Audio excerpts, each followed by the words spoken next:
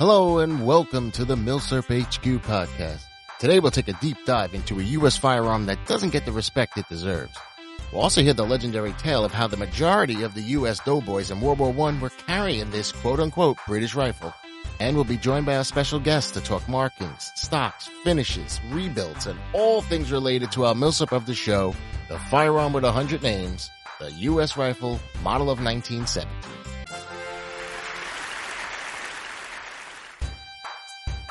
Hello and welcome back, all. Kelly, what's up? How you doing? I've been pretty well. How about you, Tom? I'm good. I'm excited to rock with this gun. And let's just settle this now. This gun has so many names, it's ridiculous. During my research, it was the 1917, the M1917, the P17, the P-17. I'm not done. The American Enfield, the P17 Enfield, the P17 American Enfield, and so on and so on. I call it the 1917. I write it as the M1917. That's it. What do you call it?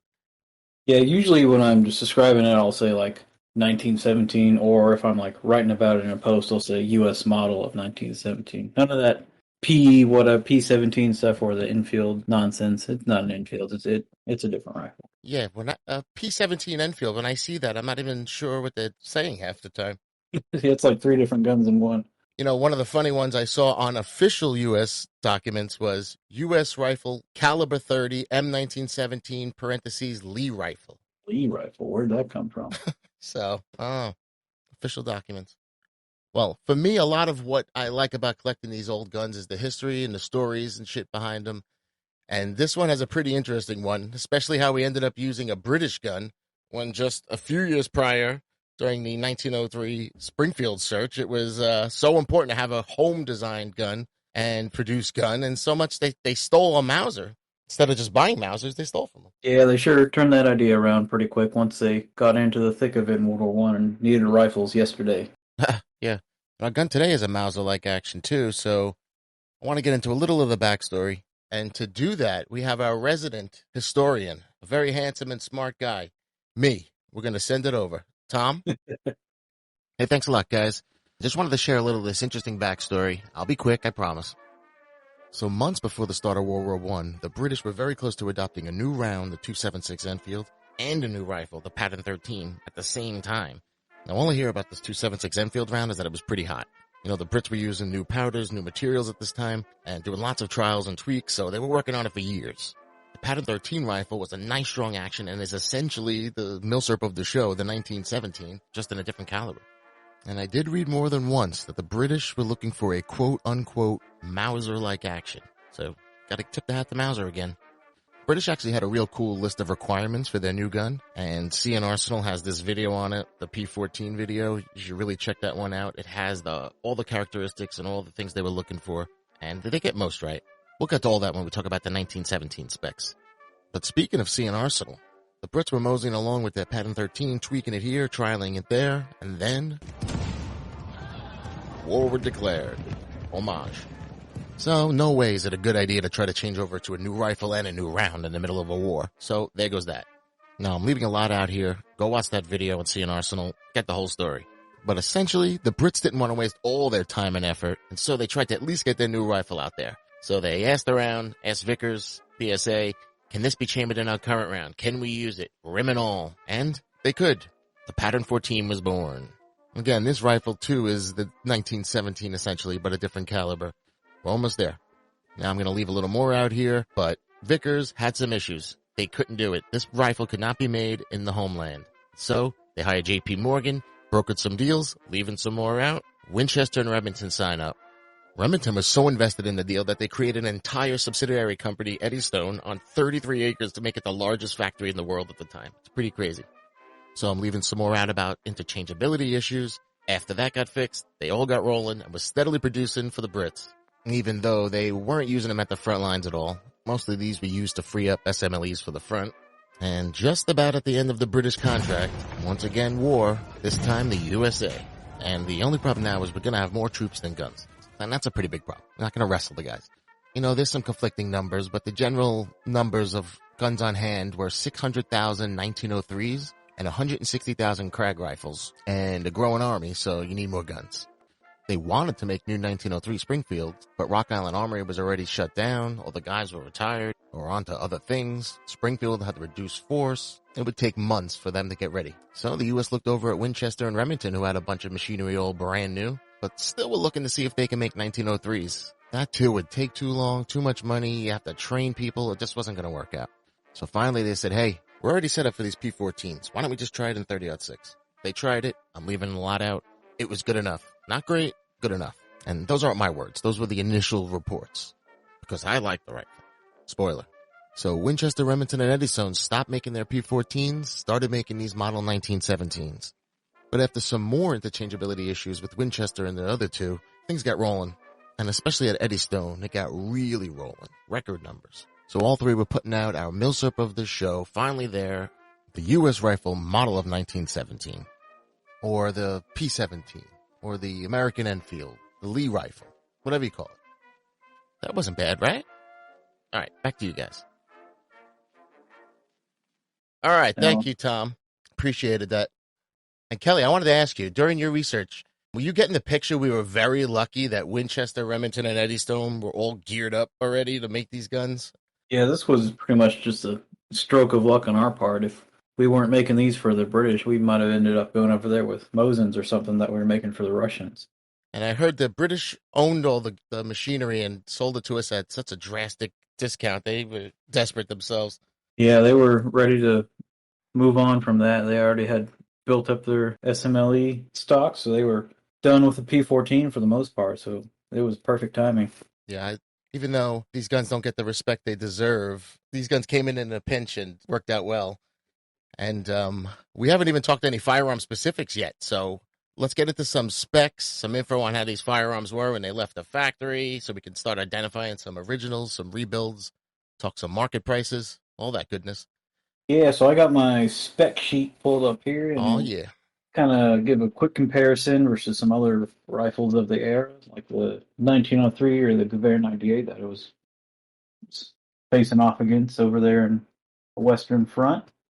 So for the 1917, they come in at a decent length of around 46.3 inches. And with that big old bayonet on there, you get up to 62.3 inches. Ooh, wow, over 5 feet tall. Oh, my And God. that's only with a 26-inch barrel. But that barrel, even though it's not quite as long as some other ones, it's a very thick, heavy barrel. So these were renowned for their accuracy. But due to that thick, heavy barrel, they come in at a hefty 9.2 pounds, which is higher than most rifles of the day that it was facing off against or on the same front with. So that's where a Oh, my lot of the gosh. complaints that GIs were having came from. Because, man, if you're lugging this thing around all day, you're not going to be too happy about it. And then throw a bayonet on there, and you're over 10 pounds. It was definitely a workout carrying that. Yeah, I've carried mine around a few times with bayonet on, and you start feeling it after 10, 15 minutes. Oh man, you don't want to carry it around anymore after that. And with that, we also have a sight radius of 31.8 inches, which is excellent for the day. I mean, they got the sights all the way there on the very rear of the receiver and all the way at the tip top of the barrel. And those also come with those big old hefty sight protectors as well, so no damage in those or mistaking them for anything else. The trigger is a nice two-stage pull with a roughly 3 to 4 pound brake, so this is an excellent trigger for a military rifle, and it's one of my favorite triggers I Yeah, have me on any of too. mine. And it's got that pretty cool like groove on the trigger there, so you get a good grip on there. It feels nice. Speaking of grooves, so it has a 5-groove left-hand twist rifle barrel, which I think we touched on that. Some of them actually have right-hand twist, just depending on which company made the barrel. Now, I prefer a left. No, I'm just kidding. I have no, there's no preference on the left or right hand twist. It depends if I'm above or below the equator. And then for the sights, we have our nice graduated rear sight that goes from 200 to 1600 yards, not meters. And it has a 400-yard battle sight, which I actually thought was 300 when I first got it. And moving on down the rifle, it is chambered in the 30-06 caliber. Thank you, United States. Holding 6 rounds, not 5, even though they came on 5-round triple clips, thanks to the changeover from that rim 303 British round in the P-14. And of course, it is a cock-on-close Mauser action. It's not anything but a Mauser. It's not Enfield. It is a cock-on-close Mauser. Beautiful. And the stocks actually came in three different lengths: tall, medium, and short. And that was one question we kind of had: is what was the normal for that? We're not sure about that one, of why they came in different lengths, or how many came in what, or from where. All three sizes in all three manufacturers. So who the heck knows? Yeah. Then for the stock, originally they had a linseed oil finish, as most U.S. stocks did, but I think later on after the war they changed that, maybe with the rebuilds. I know they weren't really messing with it too much during the wartime. They just wanted to crank these things out. U.S. rifle stocks are beautiful. Oh yeah, and nice walnut stocks. We've always gotten that thing right for sure. As for markings, so we're a ton of markings when they first came out of the factory. They had a lot of the inspection stamps with the eagle over the number. I'm not quite sure which numbers were which. I think they were for like the different manufacturers or something like that. But an eagle is just an inspection stamp, kind of like the German Waffenknopf. I think our guest knows all that. And then they would have a U.S. flaming bomb stamped on the receiver as the official acceptance stamp, and on the bolt, because those were the load-bearing parts, if I recall. Oh, as well as the barrel, of course. These eagles are not even like the good eagles. These are like these skinny, hard to make out, especially if a stock's been sanded down. Yeah, like any reefer, you almost never see the eagle because they disappeared pretty quickly. And the eagle kind of reminds me of like the USPS eagle. I think it's just like the eagle head over the number or something like that. Right, a little squished. Yep, so if your stock has them, you know those are original markings and your stock has not been messed with much at all. And then, speaking of the barrel, of course, it'll have the date that the barrel was made on it, which may or may not coordinate to the gun. We'll talk about that later. And then, of course, you'll have the serial number on the receiver itself and only on the receiver itself. So if you ever see someone that says all matching on a 1917 or really any U.S. rifle, you know they either don't really know what they're talking about or they know exactly what they're talking about because they know how to look for all the little pieces and parts everywhere, kind of like German stuff. Well, German stuff, they serialize everything. It's very frustrating. You know what type of part was on there. That's, I guess, the best you can do. Yeah, another thing they did was every manufacturer stamped the first letter of their name on there. So like a W for Winchester or an R for Remington. They stamped that on each and every little part except for the really small parts like screws and stuff like that. But if you look at these, you'll see a little E here and there, a W here, an R there. And if you have a rifle that has all of the same letter, maybe that's all from the same factory and all original. So there's one hint you can kind of use to when you're looking at these is try and match up all the letters. And there's some hidden ones too. We'll talk about that later as well. Yeah, and that's fun because there's a lot of those little letters all over the rifle. Oh yeah, there's at least a dozen of them that you got to find. Probably more than that actually. Right, even the ones inside. Yeah. All right. So I think that just about covers most of the specs. And I mean, it's kind of hard to picture in your head, but if you want to compare it to some rifles of the day, maybe something that you have yourself, we can compare it to, for example, the 1903 that I was directly competing with. And that came in at 8.7 pounds, which is a full half pound Wow. lighter, which is a pretty significant amount with something that you're holding out, like fully stretched out with your arms or walking around with all day. The 1903 was only 43.2 inches in length as compared to our 46.3, so 3 full inches shorter, which doesn't sound like a whole lot unless you're talking to my That's girlfriend. that's a lot though. But 3 inches. if you put them right next to each other, you'll see there's a pretty significant difference just moving them around, swinging them around, holding them up, and everything. When I And, pick up the Garand, I think it's a long, heavy rifle, and it's barely heavier, and it's a lot shorter than the 1917. oh, yeah. It makes up quite a difference. And then, of course, 1903 had a 24-inch barrel, so there's where those two of those inches difference came from. But you'll never know the difference between a 26 and a 24-inch for accuracy. They were plenty accurate. They did have rear tangent sights, which at the time U.S. troops were more trained with and more used to. And they had that windage adjustable rear sight, which they definitely liked, whereas the 1917 did not. Yeah, And we go to the other the side of cock the on close trench. and the cock on open was a big thing I heard with some of Oh, these doughboys. yeah, that's right. It was based on a Mauser 98 action for the 1903, so they were more used to that. And same with the Krag. It was not based on a Mauser 98, but it was a cock on open, so it's a little different feeling when going to the cock on close of the 1917. And hopping over to the other side of the trench, we'll compare it to the Gewehr 98. which comes in at a pretty hefty 9 pounds, which is still lighter than the 1917, just by a little bit. Crazy.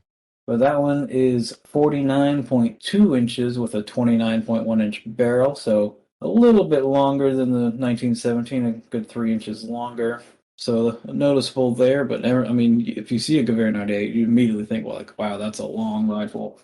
But seeing the 1917, they're kind of deceiving because you don't think they're that long, but they really are that long. And the 1917s were more accurate than the Gewehr 98s, so they didn't even need all that extra barrel. Yeah, they really should have made a carbine version. Oh, that would be the perfect rifle right there. Right. That it was the 8 millimeter Mauser limitation. I think that sucks. Couldn't tweak it enough. Yeah, they had some spicy stuff back then. They were Breaking beating up the shoulders. soldiers. It's not an M95 though. No. Yeah. They had some intense muzzle flash and were scorching the bayonets and all that fun stuff. So basically, it was a heavier rifle and on the long side, but pretty much fit with the contemporaries. Yeah, it was nothing out of the ordinary for sure. Just that the doughboys had to go from the cock on open to the cock on close on a whole different site. So, It was longer and heavier, so they weren't quite ready for that, it seemed like. all right. So now that we know the specs and all the details and all that, I think it's a good time to bring on our guest. Now to talk about some rebuilds, some markings, finishes, market trends, commons, rares, everything 1917 you'll ever encounter. We have a special guest today, a buddy of ours who's been studying the 1917 for years and is our 1917 loving pal, Zeb. What's up? Hey guys, how's it going? Thanks for having me on. Well, welcome. First off, I'd like to know what you call this gun. We said what we called it. What do you call it? I call it the M1917, just to keep it simple. Technically, it's the US model of 1917. Yeah, I think that's a pretty universally accepted one. At least it's not P17. I've heard that one Oh before. yeah, that one drives me nuts. So, so you're not an American Enfield kind of guy. It's designed by Winchester under specs given by Enfield. So it's an American gun. Yeah, so I'm 1917. I will write it as M1917, which is a little what you Yes, said. that's technically still correct because in the records it's listed as M1917. Okay.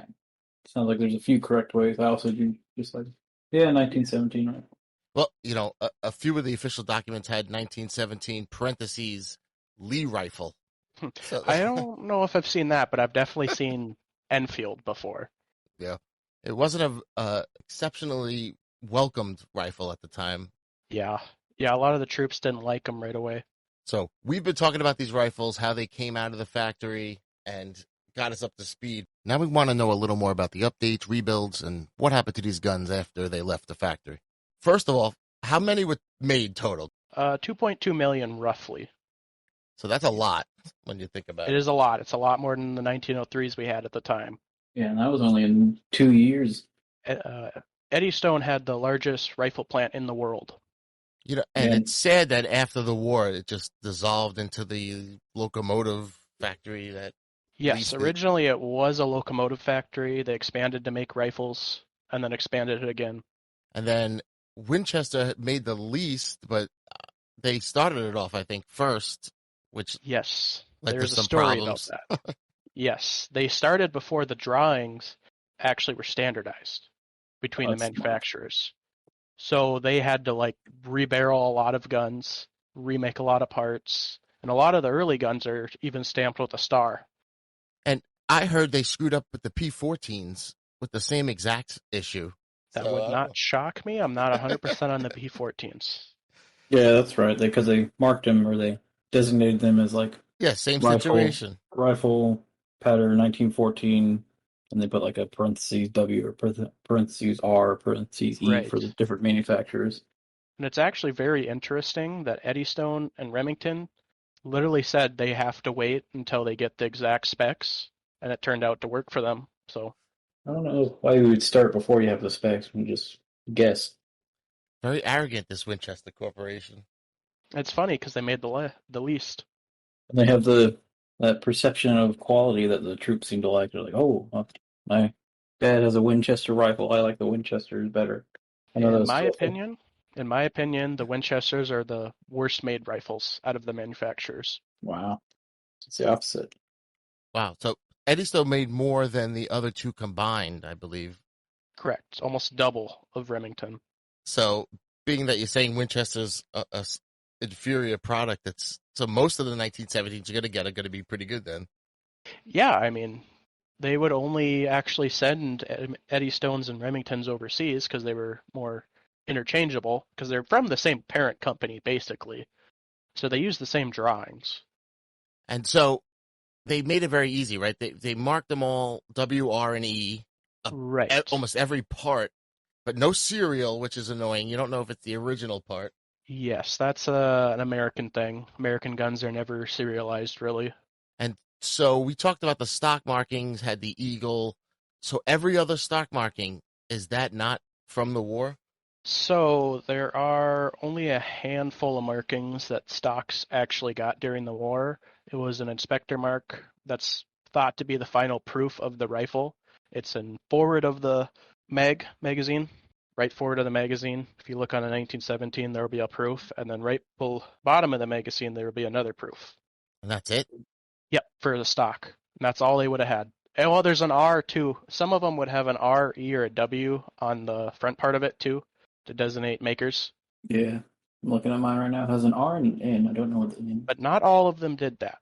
Well, we'll talk a little about post-war use. Probably a lot of those marks came from some sort of post-war use or Lend-Lease. Yes, there was a lot of post-war use. Post-World War I, we'll clarify. So Yeah.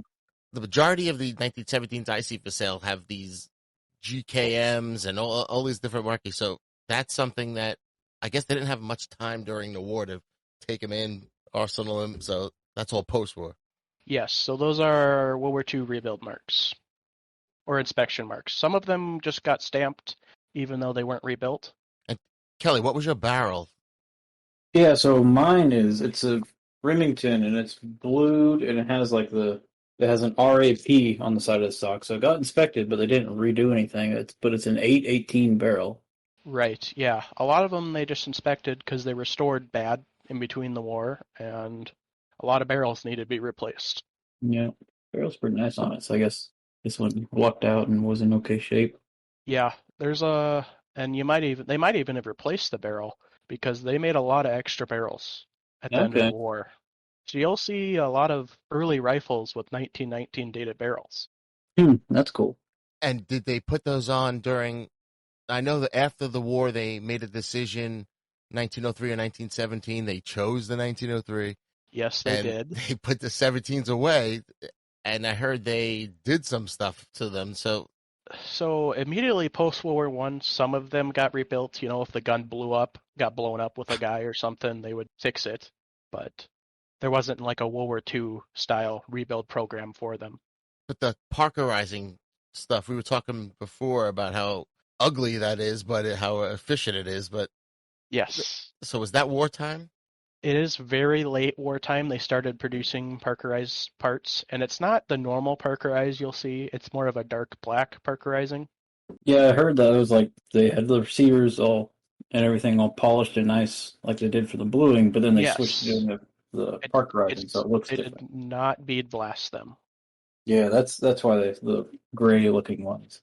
So that's another way to tell a refurb versus original finish. If it's been bead blasted, they probably refinished it. And did they mark anything on the bolt ever again after the original markings? Okay, yeah. So there's 3 parts originally that would have been stamped when they proofed the gun. The bolt handle, there's a flaming bomb on it, the receiver, and then the barrel. And those were the load-bearing parts, so they proofed them. But then post-war, they did make extra bolts in World War II that were stamped USMC, I believe. But they were not because of the Marine Corps. It was because of the manufacturer's name was USMC. Oh, I bet that throws people off. Yeah, there were, for a long time, a lot of people thought they were Marine Corps guns. So they all had the flaming bomb though on the rail. Yes, the receiver, Right. the barrel, right over the chamber. There's one. If you take off a handguard on one, and then on the bolt handle. Sadly, I've seen a lot that were worn so down you can't even tell it was a flaming bomb there. Yeah, some of them weren't stamped the greatest either. to be honest. Wartime trying to just throw them all out. So Yeah, you hardly ever see the Eagles on the refurb stocks too. yeah, they sanded a lot of them. My poor one is you can't even tell. It looks like a little rectangle.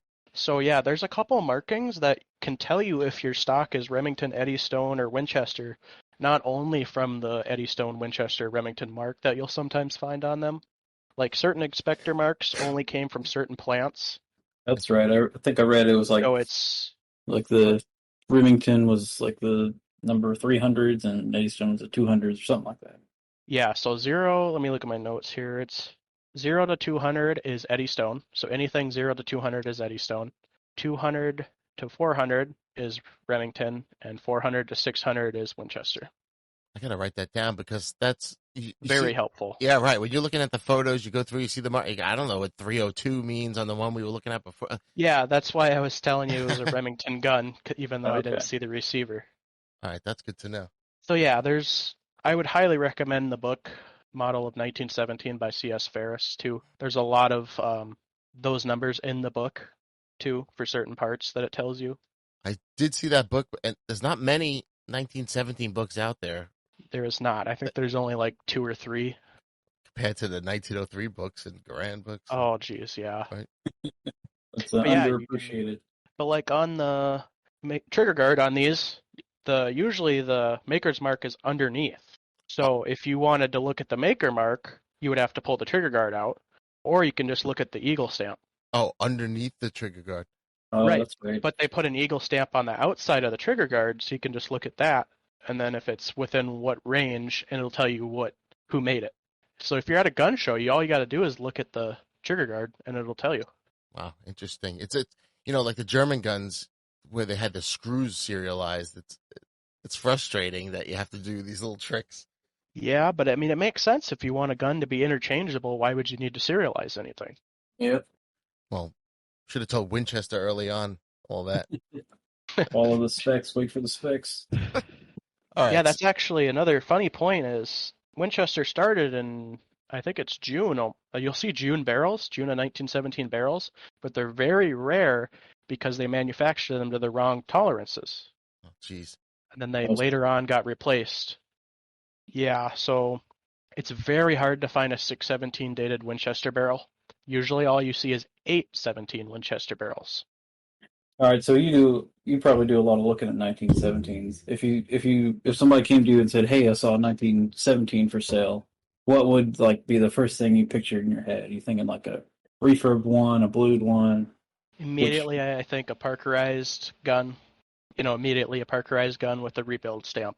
Eddystone? Rebuild cartouche. Yeah, probably an Eddystone in like the 1,800,000 range. Those seem to be common for some reason. Pretty specific. Yeah, I don't know why. That's just what I see for some reason. I do a lot of looking for 1917s to find blued ones. So, And how much are those? if you found an original, every single part, is Remington. If you had a Remington rifle, I would say it's twice the price of a typical refurb at least. Wow. A lot of little things to I look mean, at. I've found 1 or 2 in the last year. So a 1,800,000 Eddystone. If I said it was $750, That's a good deal in my opinion. That's a If it good has deal, a good right? bore, I would say that's a very good deal. I would say the typical going rate is probably about $1,000 for a refurb. Yeah, they've climbed quite a bit. If you have a blued gun, that's a refurb still. You might get to 1,200. I mean, it just depends. So is there a cheap Remington or a cheap Winchester? I guess like the latest ones. Because I know the early Winchesters are with the W mark. The early ones have a different receiver marking. Correct. Those are expensive. Those are about a 25% increase. Oof. Yeah, they're not cheap. I mean, there's only I think they only did it to 5,000 roughly.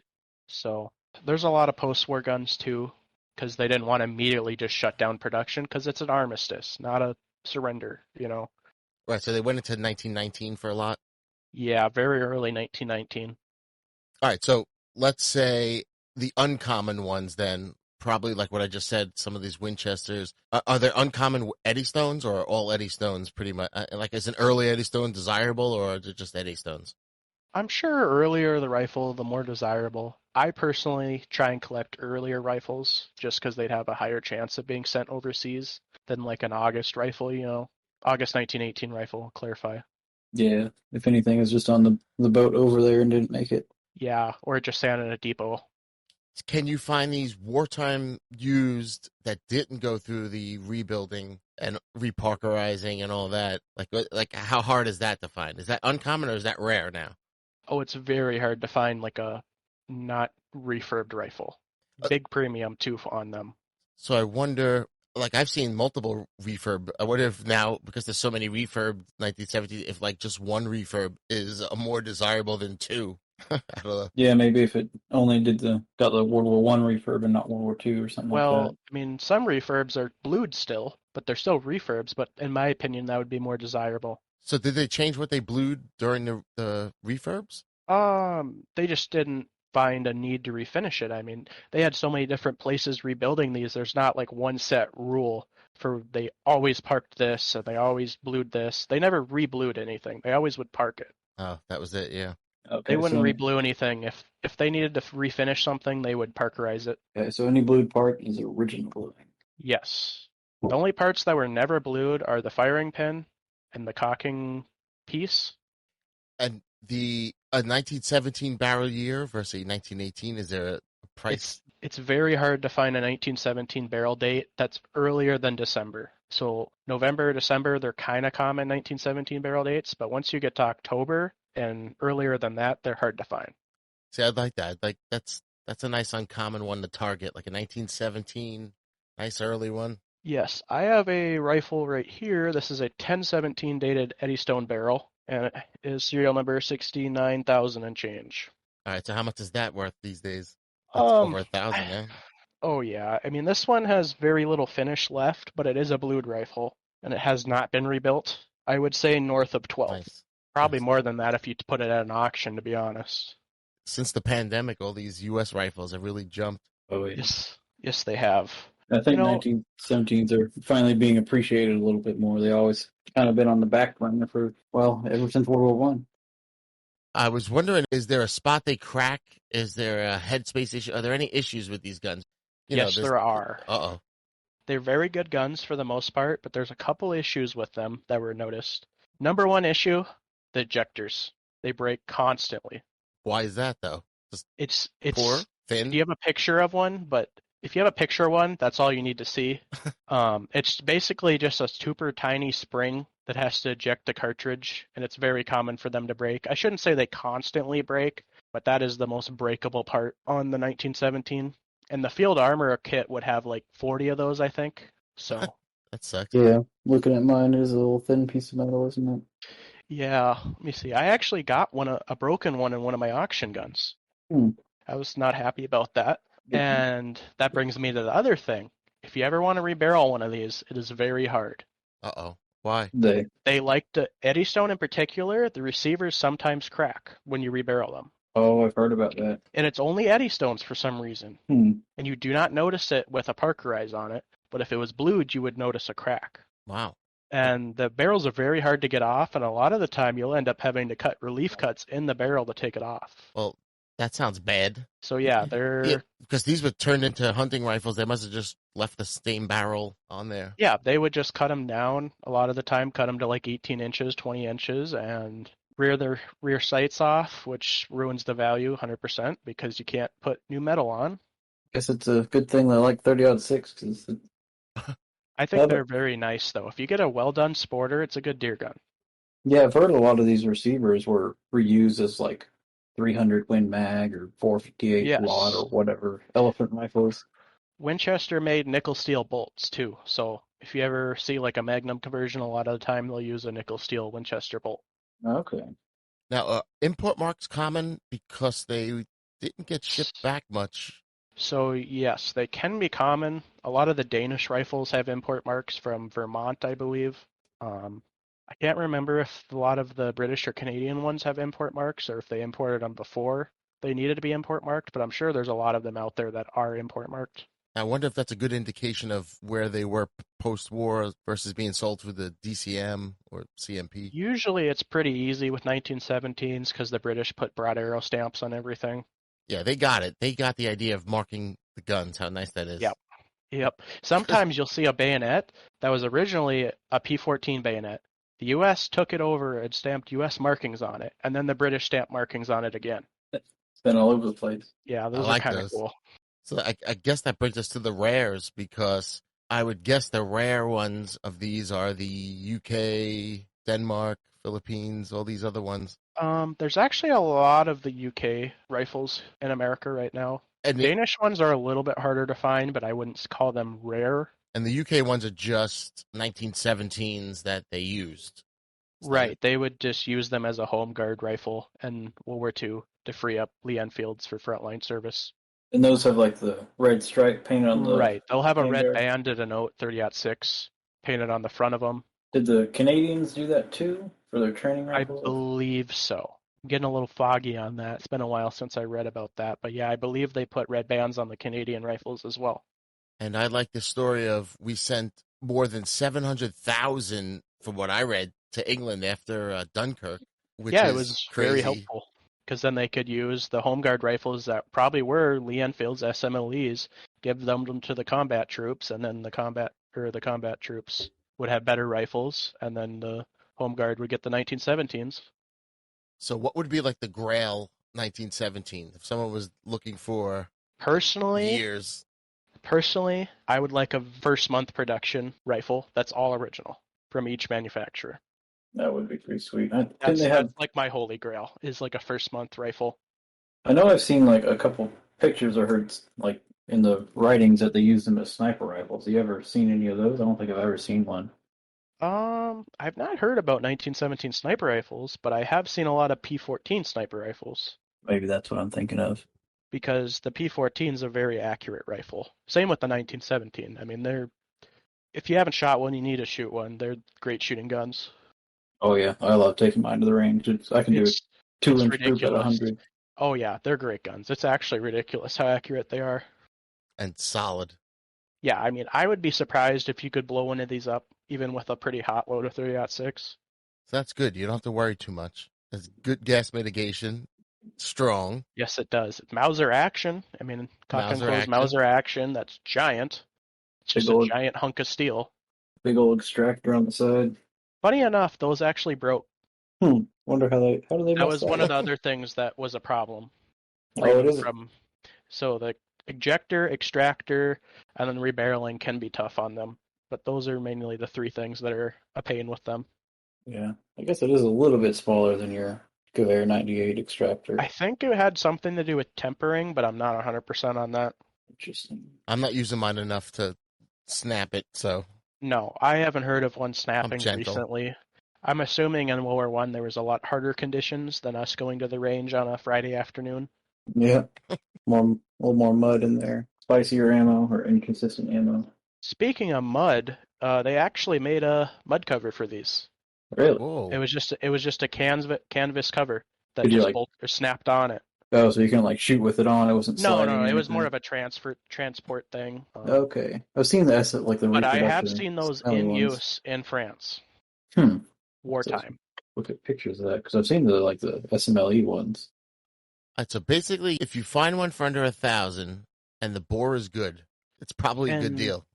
The nice thing is a lot of the boards are very good on these because they got rebarrel, a lot of them. And they all have the year of rebarrel on them still, right? Even the World War II ones? Incorrect. The World War II barrels are just stamped the maker mark. But those aren't. No, the only makers were Winchester, Remington, or anyone. Right, but then they had in World War II they had subcontractors that made barrels because Eddystone isn't in business anymore. Remington's making 1903s and Winchester's making carbines and M1 rifles. Who made those barrels? Wasn't it like I know it was High Standard and one other company. So High Standard and Johnson Automatics. That's right. Hey, that's spoiling one of my trivia questions. You know what? Time for some trivia. Okay. All right, here we go. First question. During the war, a number of Model 1917 rifles were fitted with a French-designed Vivienne Besseret attachment, which proved to be handy devices for trench warfare and were for this purpose. So what did the French throw on our guns? Oh, they put grenade launchers. correct. Yes, so there's actually a couple models of grenade launchers that were used on these. You could buy them? They're very rare. The World War I models are very rare. I saw Ian's Forgotten Weapons video on it. Yes, he has a very good video on them. I think his is one of the later patterns, because originally it was basically the French design with the 2 prongs, and then later we did like a screw-on spigot kind of type thing. So if you see one of these for sale, buy it. That's pretty cool. Yeah, there are reproductions, Ooh. so you got to watch out for that. All right, second question. Winchester manufactured a short supply of magazine platform depressors, which, when inserted into the magazine, depress the follower to allow the bolt to close on empty and cycle as normal for the inspection arms maneuver and to facilitate rapid fire practice. But rumors had it that soldiers that were not issued these would often improvise and insert one of these items to get the same effect. Personally, I'd just take it out. They put in a stripper clip because it's a 5-round clip and a 6-round Yeah, magazine. I'm trying to think how you could block the follower from coming up. This was a GI trick that was in a couple of their diaries. They inserted a coin, a penny, over the follower. Mm. And this allowed them to ride the bolt over, open and close it when they were inspecting arms. All right. Here's the third one. The Eddystone Rifle Plant's monthly production at one point exceeded 100,000 rifles, with daily production averaging 5,000, with the high of 7,800 in one day in 1918. And so a plant this large employed a lot of workers and reached a high of this many workers. I'll give you multiple choice. 1,000, 5,000, 10,000, 15,000, or 25,000. How many workers? I'm going to go with 15. Kel? With 10,000. The answer is D, 15. Nice. They had 15,400 and change. It's a lot of people. I think I read it was 35 acres, the entire plant. Ooh. Yeah, it was big. It was the biggest rifle plant in the world. I mean, they produced a lot of rifles there quickly. Fourth question. Okay, this is what we were talking about before. Model 1917s that were taken out of Cosmoline and refurbished during World War II often needed a new barrel. And instead of copying the original British-style left-hand twist, they went with a conventional right-hand twist using a Johnson Automatics 2-groove or a 4-groove made by this company who made the majority of the replacements this time. So who was the other company? Well, there's only one other one to choose from that actually manufactured a lot. Yeah. Which would be High Standard. That's it. So yeah, Johnson Automatics is the same Johnson, the Johnson semi-automatic. I think that's them. That's the same one. Yeah. That would make sense because they just got done with the Johnson rifles and need something to do. All right, we got one more. Final question. Winchester's excellent formula for making strong model of 1917 receivers was studied, liked, and then used by Rock Island Armory and eventually by Springfield when both started using Winchester's preferred type of metal, we mentioned earlier, this metal, on their own receivers. I'm assuming Kelly has it too. You got it? I have it, but does Kelly have it? Go for it. Nickel steel. That's it. Yeah. It's Winchester nickel steel bolts. They used them a lot in Magnum conversions, like I said earlier. All right, that's it for trivia. Nice job, guys. Now, I was reading that they were trying to improve the 1903 sights because of how good the 1917 sights were. But then the Garand came along and they scrapped all that. I guess they came up with the O3A3 later on. Yeah, those are pretty good sights too. I like the 1917 sights. They're my favorite rifle sights on a Milsurp rifle ever. Oh yeah, I love them too. There's the long sight radius, the front sight blade's perfect size. It's maybe a little small, but it's well protected, the front ears and the rear ears. Oh yeah, you ain't knocking the sights out of whack. Yeah, they weren't messing around. Like a 1/4 inch of steel protecting the rears. Funny thing is, originally the manufacturers wanted to zero it at 200 yards, but the U.S. government told them, nope, it's got to be 400. 400? Yeah, it's 400. That's why I'm missing. So yeah, you got to aim low. But I mean, the rule of thumb was just aim at the belt line, you'll hit them somewhere. Right. Oh, we mentioned the bayonet earlier. There was just the one, right? Yeah, the one style of bayonet. It's patterned off the P14 bayonet. Essentially, they used some P14 bayonets too early on. Yeah, I've seen the re-stamped ones. Yeah, those are very early ones. And then the U.S. originally made bayonets. Remington is the only company that Remington and Winchester are only companies that made bayonets. During the war. During the war, yeah. Post-war, there's a lot of people who made 1917 bayonets. And how can you tell those apart? Just the date on them? Well, they're not made by Remington or Winchester, and then they'll have plastic grips too. Oh, that's right. And they'll be Parkerized. But not all World War I bayonets are blued, just because they've been rebuilt.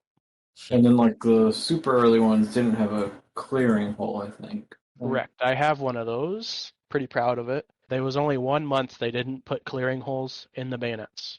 Oh, that's right. Mine, the early one was September 1917. You mean like the drain hole for the? Yeah, there's like a clearing hole right by the button on the bayonet, and on the British ones you won't see it, and on the early American ones you will not see it. But the later production ones, anything other than September 1917, you will see it. And it's the what's the name of the bayonet exactly? The M1917 bayonet. And the trench rifle, trench shotgun. Yes, the 1897 right, trench gun uses it. So that's another reason why they produced a lot of bayonets post-war or World War II, because the trench guns still use them. Well, why is it so expensive still? The bayonets? Yeah. I have no clue. They're really well made, though. I mean, if you have one in your hand, they're very well made. Yeah, anything U.S. is pricey these days. I love the two-tone blued, and I think it's Parkerized on the top part, but the early ones are two-tone. And no serial numbers on anything, right? Nope. No serial numbers, just a U.S. mark, and it'll say who made it and the year. And not even to the scabbard? The scabbard? No. Like, there's no serial numbers. Oh, that sucks. Yeah, so at least you don't got to worry about a matching bayonet. True, but it would be nice to know it was matching. Another interesting thing is Remington in 1918 produced bayonets that say 1918 because they assumed they wanted them to put the year of date on the bayonet, but they did not, and they were supposed to put 1917 on them. So you will find 1918 dated bayonets, but they're very rare. That's cool. Yes. I shouldn't say they're very rare. They're rare. Again, that might be sold as bayonet one day in an auction. And I see a lot of the ones that have like the X stamp on them with an eagle, and like usually seems like a lot of 1920s dates. Was that when they made them, or just like an inspection stamp? Oh, yeah, those are Eagle inspector marks, like the 29 or 17. So was that when they were made, or were they refurbing them? Or was that just that was just inspector marks. The Eagle 29 does not mean the date. That was just the inspector mark. No way to tell when it was made, except for the early ones. Yeah, the only ones you can tell are the ones without the cleaning hole. That has to be a September 1917 production, or the 1918 dated ones are obviously super early 1918.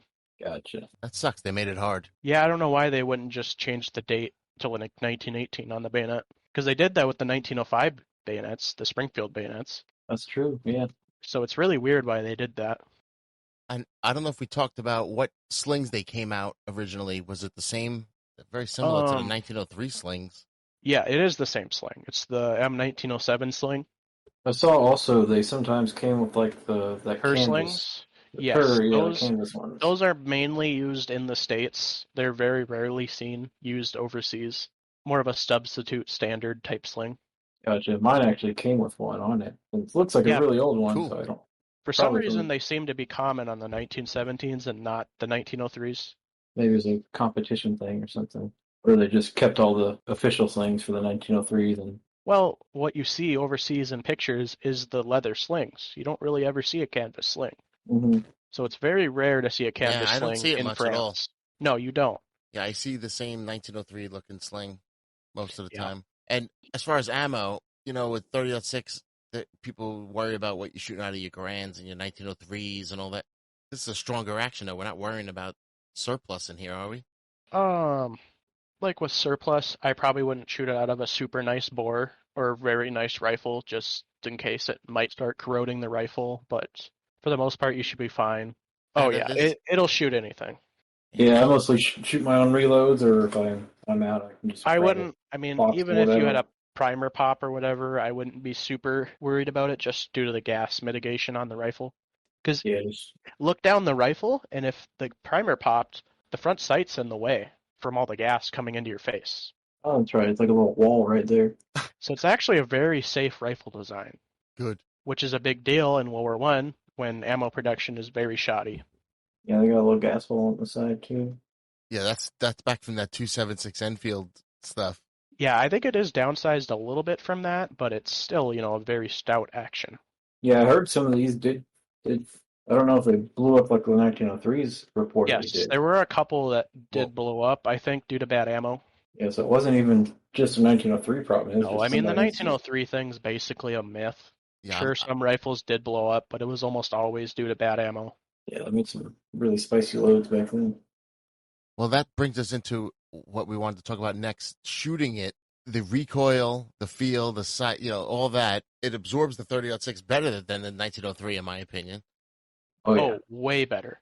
The first time I pulled the trigger on one, I was surprised how little recoil there was. yeah. They're. I mean, since they're so beefy and the barrel's thick Well, under I the mean, wood. yeah, that's one thing I Oh do yeah, like about it is how thick the barrel is. Makes it very accurate. Takes a while to heat up. It's got a nice pistol grip stock versus the straight stock on the 1903. I also love the triggers on these. They got like a serrated trigger on them. right. They're good. And they're good triggers too, especially for a Yeah, they're military. not Like bad. They're not bad at all trigger wise. They're usually pretty crisp. two stage, about 3 pounds or so. Yeah, I've noticed on the non-refurbs they're usually a little bit nicer. I took it last to the range with the K98 and the 1903, and I liked it the best. And wasn't much of a contest. I kept picking up the 1917. I was like, I like it. It absorbed the recoil. The 8 millimeters a little much. I feel like I'm smashing steel every time I shoot that thing. Yeah, they're a little punchy. Yeah, I mean you could shoot the 1917 all day and you'd probably not even have a sore shoulder. Yeah, I wasn't sure what it was. If it was the beefiness, if it was like you said the barrel, but It's just a heavy gun in general. I mean the stock's chunky, the barrel's chunky, the receiver's chunky. I think that's it. It's just heavy. But that's the biggest complaint of all the soldiers, the ones that have to carry it Which around. which I find interesting because you would think these guys that are like 5'7", 5'8", 150 pounds getting knocked by a 30-06 out of a Springfield would hurt. They're probably not even shooting half the time though. It's probably just Yeah, they probably didn't even carrying get it. ammo. Yeah, it's just digging into their shoulder. And then Right. on the sling. Yeah, Walking I mean, miles. if you look at a picture, I mean, they're just loaded with gear. Right. I guess that's when the pound or so difference really matters. Yeah, I mean, it's personally not that big of a deal to me because I'm a big guy, but probably 5 inches taller than the average World War One soldier. Yeah, it Yeah. probably fits you a little better. All right, so let's recap a little bit here. The most common one around is the Eddystone, gone through a couple of rebuilds, 1 or 2 rebuilds, probably a decent barrel because if the barrel was bad, they rebarreled them, right? Yeah, as long as somebody didn't shoot surplus through it in like the 50s and then put it away. Right. Yeah. There are a lot of hunting versions, but you could still find full military, right? Yeah, I would say cut downs are probably more common than full length rifles. Yeah, there's a ton of sporters out there. They're really popular. And my advice would be to still wait for one for under 1,000 somewhere. I would agree, Right? especially for a refurb. I wouldn't probably pay $1,000 for a refurb personally. And then when you get into them, then when you want your early Winchesters and your early blue, then you could spend over 1,000. Oh yeah, if you get a nice blued gun, I mean that'll probably be over 2,000 for an original blued gun. I've been on a couple and they went out of my price range. Some of them go to 3. Jeez. If you get like a really nice Remington, they'll go to almost 3,000. Wow. Yeah, I lost one. I was not happy about that. But I got this one, so I'm happy. Remington is the best quality, I think, by far. Then Eddystone, then Winchester. Yeah, people seem to kind of poo-poo the Eddystones, but that's probably just because they made the most. Well, I mean, if you were Right. a doughboy, you're probably going to get issued an Eddystone 1917. It was crazy how they figured out it was like 75% of the soldiers. Yeah, so what they did was they figured out, because everything's written down, how many guns were shipped overseas and how many were in storage, how many were issued. So I think there was something like 3 million AEF soldiers when they did the thing to figure out 2/3, and 1 million rifles were issued, 1 million rifles were in storage, and then 1 million rifles were 1903s. I think I need a Remington now. They're very nice. I mean, Yeah. the bolt doesn't even wobble on mine. Like you pull the bolt all the way out, it's tight. Yeah, mine's pretty slick as well. Would recommend. Yeah, they're great guns. I love shooting them. If I'm going to shoot a gun, I almost always bring a 1917. I just can't get over how good the sights are. Oh yeah, I mean you can hit steel all day with them. I do find it funny that the battle sight is 400 yards, You and then know you what?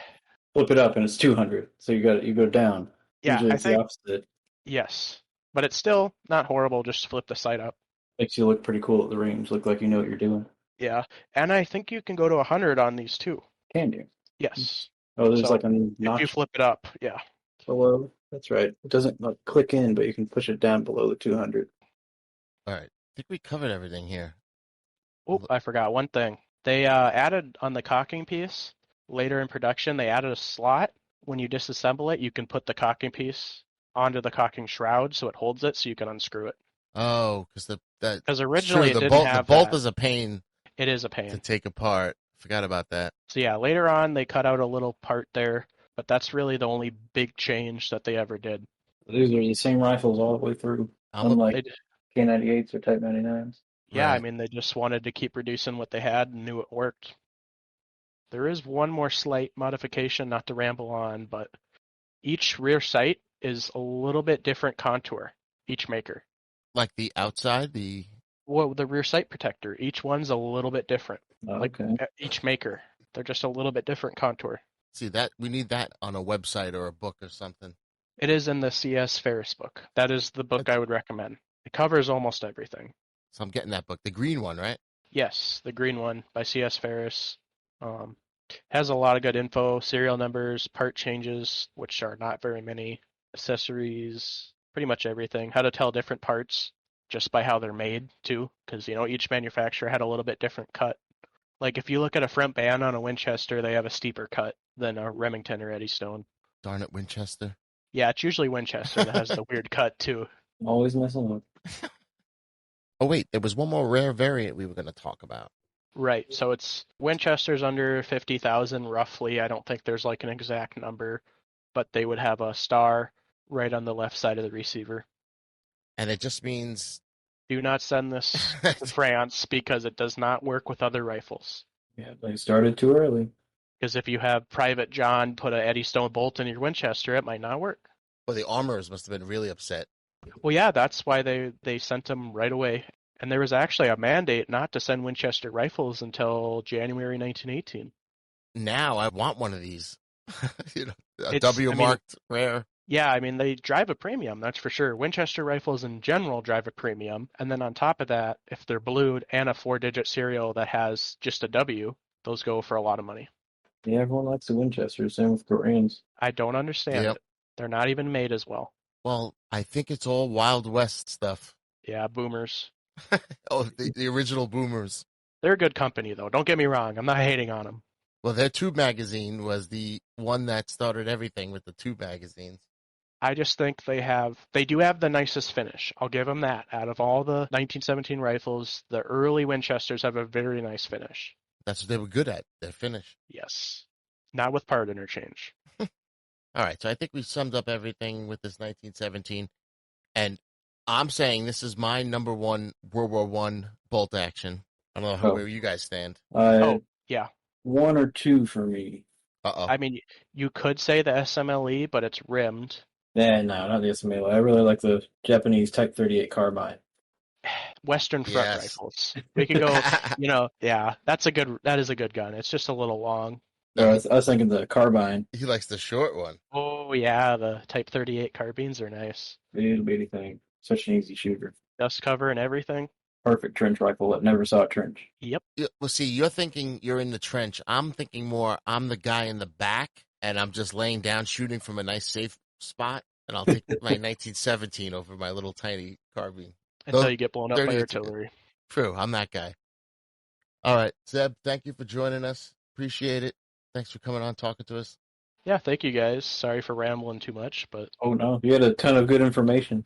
Yeah, we always yeah, love I talking wouldn't say I'm guns. the most knowledgeable person ever, but I'm a collector. All right, thanks for joining us. Yep, thank you. All right, that was fun. Zeb was great, huh? Yeah, he had a lot of good info. There's quite a bit out there on these guns. Yeah, I hope he gets his collection filled. Needs to get himself a Winchester. We covered a lot with him, but, we didn't cover a couple of things, and one of them was the availability of spare parts and accessories, and basically it's pretty easy to get U.S. parts for this, right? Screws, replacement parts, Yeah, any U.S. milsurp, it's usually butt there's a plates. good stock of spare parts, and gunsmiths that know how to work on these in the U.S. So you can find anything from brand new made barrels, reproductant stocks. You can find any and all of the little small parts that Right, you all need the to. bands, all the Yeah, screws, sights. sights, all that stuff. You can find those pretty handedly on normal places like Numeric or Liberty Tree or somewhere like eBay. There's a few good places to get parts. One thing to watch out for if you're buying there's a few specific parts that are different between the 1917 and the P14. So if you're looking for things like a rear sight, that's going to be different just because of the different trajectories of the bullets. Or stocks are a big one. P14 stocks are actually pretty cheap, but they don't fit on 1917s because of different geometry for the magazine and barrel. So you'd have to do a lot of woodworking to get that fit on there. And they're marked And then, wrong often, so be careful. yeah, you have to really kind of look at the differences between them, which we'll get to in a second. And then obviously things like the magazine and follower are going to be different, as well as the bolt, because different caliber, so can't share those. And then I think the rest of the parts should be the same. Things like the barrel bands are the same. The front sight posts will be different, but like the front sight protector wings should be the same. Cocking pieces and things like that. Same trigger, same. So, Most of the small parts are the same. so there's even like more parts availability, being that you can get P14 and 1917 parts. Exactly. So yeah, if you find one of these that's sporterized but doesn't have any metal missing, so no sights chopped off, no barrel chopped off, it might be something to consider picking up and see if you can build yourself a cheaper rifle than finding one elsewhere. And it's fun. Indeed, and you're doing the Lord's work. And as far as I see, even the bayonets and slings you could find, but they go for a premium now, but you could find them. Yeah, they're definitely out there. You will pay a decent amount for a bayonet or an original sling. You can get reproductions fairly easily. Now, that's one of the parts I will get the repro on is the sling, because I just want to make sure it doesn't drop onto the floor, so. Yeah, I've had that happen before. Never like breaking a sling. So, all right. So you know what? Now it's time for America's second favorite wheel, the Wheel of Milsurp. Right. All right. The Wheel of Milsurp has a number of Milsurp related prompts and questions that I put on there, like, would you rather this or that? Buy or pass, make this trade, finish this sentence, a couple other things here. So let's get to it. I'm spinning. Here we go. And it landed on this or that. That might have been what we had last time. I think so, but I'll do it anyway. All right. There's one thing on the wheel, this or that. All right. So you have to make a decision to take either the first or the second firearm. You get offered these two. Let's just say for free, for the sake of argument. Here we go. Free, I'll take them both. All right. Number one is this. The great-grandson of a Remington employee contacts you, offers you an early, all-original 1917 that clearly saw no service, but has a serial number 15,000 even, and he has a letter from his great-grandfather who said it was gifted to him at Remington. He has some photos of the ceremony of him getting it, but nothing else. No other writing official from anything. All right. That's a gem right there. Right, so unissued, great condition, cool serial. You got your letter and your pics. The great-grandson of a World War I soldier, brings you a sporterized and beat-up 1917, cut stock in hunting configuration, so it's drilled and tapped with some random scope on top. It's rusted up a bit, pitted a bit, cracks here and there. But he has a letter from his great-grandfather mentioning he was allowed to keep the gun. Just a letter from him, and some time period photos of him with the gun that you could see clearly it is the gun. So it is a World War I soldier, poor condition, random serial number, but you know it was used. Not officially a letter, but enough to you'll think you know it was used. Well, Kelly, this or that? Unfortunately, this is the easy choice for me, as the sporterization really kills it for me. I mean, the provenance, it's kind of cool. It's not official military use, it seems like. You can't 100% guarantee it. But one straight from the Remington factory. I will say this. The letter was from 18 saying I get to keep my rifle, and he wrote the serial number in the letter. So it's in a weird official way. You believe it, but it's not official that you could Oh, say okay, it. it's not from the army. Right. It's not an army, but you believe it's definitely used by him. So even though it is cut. Hmm. Yeah, I'd still probably have to go with the factory fresh Remington with the guy getting it from the Remington factory. That just sounds like a really cool story, and having a gorgeous original one like that would be what seals the deal for me. All right, well, I have a surprise for you. To have the great grandson of a Remington. No. Uh, Well, I was debating it as well, and I agree that the sporterizing and cutting it makes you cry when you see that. oh yeah, it hurts. That's I one let thing to look out for when you're buying them. Sometimes there's some sneaky sporterizations or restored ones out there. let's say it's not sporterized. It's in shit shape though. It's not drilled and tapped. It's just in shit shape, rusted, pitted, cracks, and everything else the Mm, same. Does it change anything? possibly, if it's original configuration, but has like, for the most part, proof that it was used, that could change the deal for me. Some people wanted to have, like, knowing that it wasn't used in war is a big deal to a lot of folks. I guess that's the point of this question, because that gun wasn't used. Yeah, some people really pay a premium for like military acceptance marks and things like that. So in this case, I might have to lean that way. All right. Congratulations. I don't know any of these people, so we're not getting these guns. That's okay. I expect it on my doorstep next week. All right. I think that covers all things 1917 in this episode. Let's give a little recap of some things we learned. Let's see here. We early on learned about the gun, where it came from, what factories, why we were using a British gun, who made them, how many, who made the best, the worst, all the stock cartouches. Different finishes they had coming out of the factory versus the either post World War One or post World War Two refurbishment processes. So there's two of those to keep track of. And I do like that all of those cartouches you see are post-war. Those initials, a lot of those are World War II. Yep, RAP, OGEK, things like that. See one of those, or like in the square box, it's at least seen some sort of refurb. We did some trivia, learned that the doughboys used pennies as mag depressors, that the French gave us dangerous grenade launchers. Thank you. Good old French. Eddie Stone had a whopping 15,000 employees. It's crazy. The battle site was 400.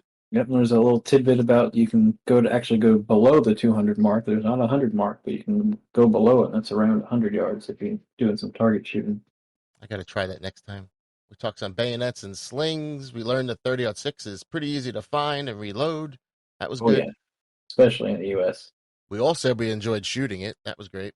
Yep, definitely one of the best Milsurp shooting rifles out there. All right, so let's do a little bit of the recap of our prices here. Our most common found is going to be some sort of Eddie Stone rebuild. And if you just want one for your collection, this is probably the way to go, right?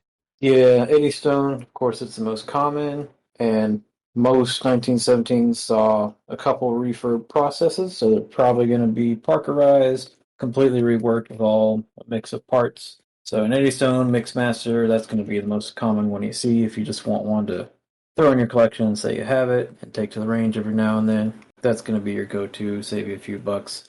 And Eh, those, geez, they're reaching 800 these days, roughly around there. Right, you'll see 1,000 all day long, but you can get them in the 800 in certain auctions, and you get a little luck. Yeah, go to a little rinky-dink gun store. Maybe they'll have one. But a lot of these places now, I'm seeing 12, 1,300 for full World War II rebuilds. So I don't know. Yeah, they've really increased in price in the last few years. I mean, I got lucky and snagged mine for 650, and it's not even refurbed. Okay, so that's the common prices. So if you wait a little bit, you could probably get it a little earlier, Remington or Winchester, and now we're talking 12, 13, 1,400 easy. Yeah, if you're looking for something wartime, definitely so. And if you're lucky, you'll find one that's still in the bluing. That's a real gem to look out for because the bluing's beautiful, and it hasn't seen too hard of a refurb process, if anything. And there's so many different colors when you look at them because they changed twice over the span.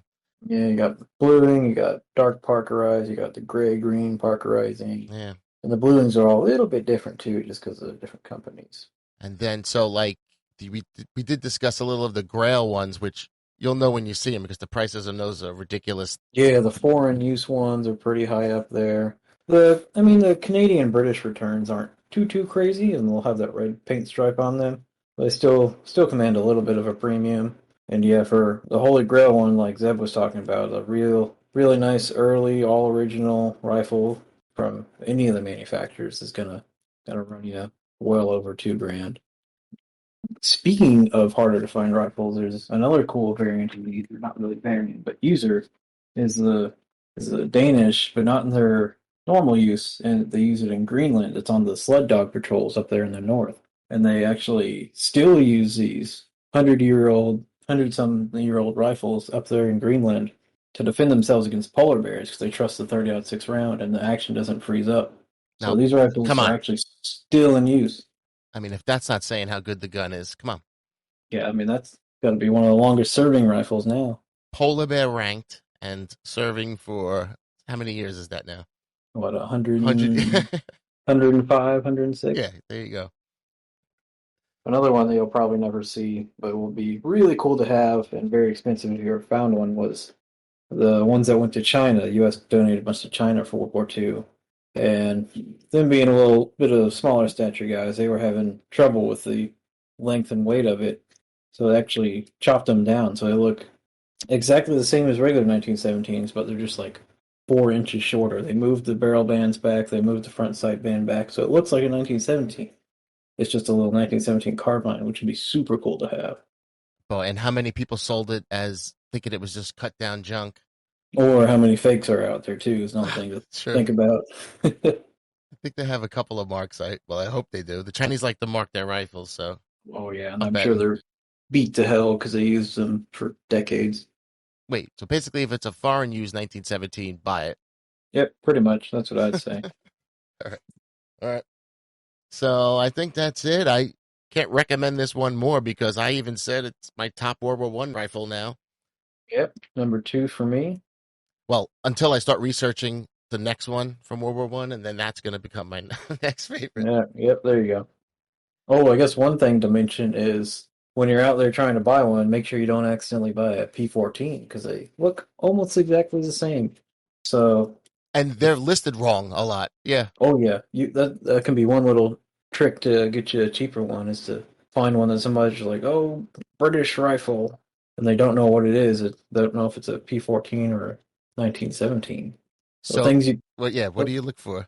The most obvious thing will be the little unit identification disc in the stock, or a hole where it was plugged with a chunk of wood. Those are P14s, and the P14 stock does not fit on a 1917 without modification, so if it has that, it's most likely a P14. Other tells will be the receiver bridge will obviously look a little different. It won't say US model of 1917. It'll just say Eddystone or ERA or Remington or R on there. And then there'll also be a serial number on the bolt, which the US rifles do not have, unless they were in Canada or England or Danish or whatever, but those aren't that common. Oh, that's a good one. Yep. And then these aren't common, but sometimes on the left side, they'll still have the volley sights, which the US rifles never had because they got rid of that silly feature. But on the P14s, they often still have the little discs where they were mounted on the left side of the stock. So that's another tell for a P14. Yeah, that's what mine has. They went through that whole Whedon depot. Yeah, and often the stocks will have repairs where they have like the wood staples that you see in or the little saw cuts on the cracks where like they did on the SMLEs. Oh yeah, they often have like an ugly black finish instead of like the nice original bluing or parkerizing. I guess bluing is what the P14s would have had. They have like an ugly kind of black finish like the SMLEs sometimes have. Be sure to get up close and personal, or if you're on an auction or something, take a look at each picture in detail. But yeah, that's good. If you're looking for a 1917, take a look at the P14s also in case someone mislabels it. Yep. P14s usually go a little bit cheaper than the 1917, so hot tip for you. No reason not to get both. I agree. 303 is also pretty pleasant to shoot, and especially out of a P14. And these are trending up, so don't hesitate. If you're thinking about getting one and you made it this far into the podcast, then you really should go buy one because we're not blowing smoke up your ass. It's good. Yeah, get one of these yesterday. Don't bother with any of the K98 or any of that silly German stuff. Just get a 1917. Yeah. All right. All right. That's it for us, I think. Kelly, All another good right. one. Yep. Thank you all for joining the Milsurp HQ lengthy podcast and listening to our rambling. We're getting shorter, though. You'll see. We're getting there. This is number 2, so we're practicing.